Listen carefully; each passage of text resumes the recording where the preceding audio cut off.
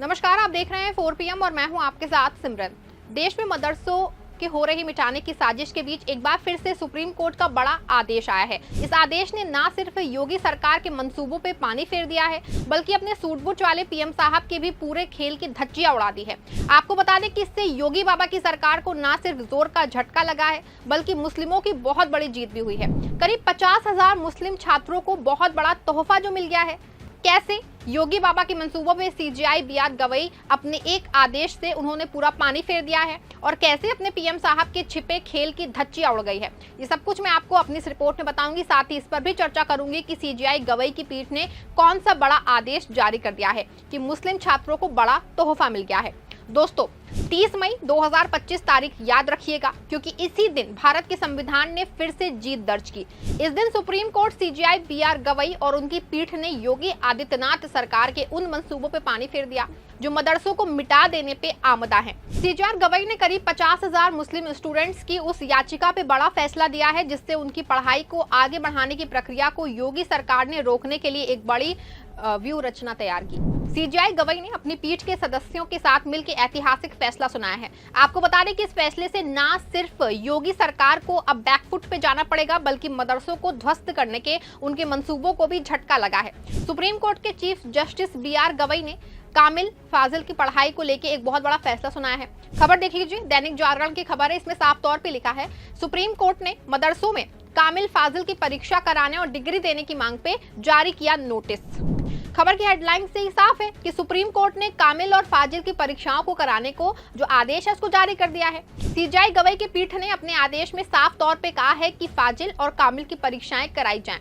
बता दें आपको कि सुप्रीम कोर्ट ने उत्तर प्रदेश के मदरसों में फाजिल और कामिल की पढ़ाई कर रहे छात्रों की परीक्षा कराए जाने और डिग्री देने की मांग वाली याचिका पे केंद्र और उत्तर प्रदेश सरकार को नोटिस जारी करके जवाब मांगा है। सुप्रीम कोर्ट ने नोटिस जो है टीचर्स एसोसिएशन मदारिस अरबिया की ओर से दाखिल याचिका पे जारी किया है। टीचर्स एसोसिएशन मदारिस अरबिया की याचिका में मांग की गई है कि सुप्रीम कोर्ट राज्य सरकार को निर्देश दे कि उत्तर प्रदेश के मान्यता प्राप्त मदरसों में कामिल और फाजिल की पढ़ाई कर रहे छात्रों की परीक्षा कराने और डिग्री देने के वो ख्वाजा मोइनुद्दीन चिश्ती लैंग्वेज यूनिवर्सिटी लखनऊ को अधिकृत करे।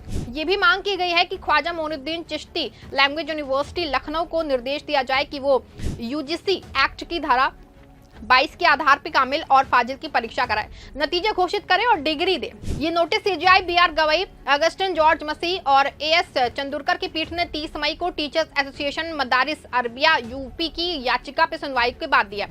कोर्ट ने याचिका पे नोटिस जारी करने के साथ ही इस याचिका को इसी मामले पे हमले से लंबित याचिका के साथ सुनवाई के लिए संलग्न करने का भी आदेश दिया है। याचिका में सुप्रीम कोर्ट के अंजुम कादरी मामले में पिछले वर्ष दिए गए फैसले का हवाला दिया गया है। इसमें कोर्ट ने UP board of Madrasa education act को वैध ठहराया था और कहा था कि ये जो है मदरसा की शिक्षा को नियमित करता है, लेकिन उस फैसले में सुप्रीम कोर्ट ने कहा था कि मदरसों को कामिल और फाजिल डिग्री देने का अधिकार नहीं है। कोर्ट ने मदरसों को कामिल फाजिल डिग्री को यूजीसी एक्ट का उल्लंघन मानते हुए असंवैधानिक घोषित कर दिया था। याचिकाकर्ता का कहना है कि अंजुम कादरी के फैसले को आधार बना के मदरसा एजुकेशन बोर्ड के रजिस्ट्रार ने 16 जनवरी 2025 को उत्तर प्रदेश के सभी डिस्ट्रिक्ट माइनॉरिटी वेलफेयर ऑफिसर को पत्र भेज कहा कि पूरे राज्य में किसी भी मदरसे को कामिल और फाजिल पाठ्यक्रम पढ़ाने का अधिकार नहीं है और मदरसा एजुकेशन बोर्ड को कामिल और फाजिल की डिग्री देने का अधिकार नहीं है। याचिका में कहा गया है कि अभी 50,000 छात्र पूरे राज्य में कामिल और फाजिल की शिक्षा ले रहे हैं और कुछ छात्र आलिम की शिक्षा ले रहे हैं। इस करेस्पॉन्डेंस से उन सभी में अनिश्चितता की स्थिति उत्पन्न हो गई है। वे अधर में हैं और उनके भविष्य का सवाल है, और इससे उन्हें संविधान के अनुच्छेद 14, 19, 1G, 21, 28 और 30 में मिले मौलिक अधिकार का उल्लंघन होता है। इसमें सीजेआई गवई की पीठ का न सिर्फ बड़ा फैसला आया है, बल्कि मदरसा छात्रों का भविष्य एक बार फिर से सिक्योरिटी की ओर बढ़ चुका है। ऐसे में जहां योगी सरकार मदरसों को मिटाने की साजिश कर रही थी, तो वहीं मदरसा के छात्रों का फ्यूचर और भी ब्राइट होता दिख रहा है। बता दें आपको कि यूपी की योगी सरकार ने 2022 से 2023 में मदरसों को सुरक्षा के नाम पे खतरा बता के सर्वे कराया था। 16,000 मदरसों पे नजर रखी गई, फंडिंग रोकी गई, नई मान्यता पे रोक लगाई गई। इस सर्वे के बाद दावा किया गया कि 8,449 मदरसे बिना मान्यता के चल रहे हैं। इसी के अलावा राज्य अनुदान के 560 मदरसों के हजारों शिक्षकों को सैलरी अटक गई। लेकिन योगी जी, आपसे यहाँ पे ये सवाल खड़ा हुआ कि आपने कभी आरएसएस के स्कूलों पे सर्वे कराया?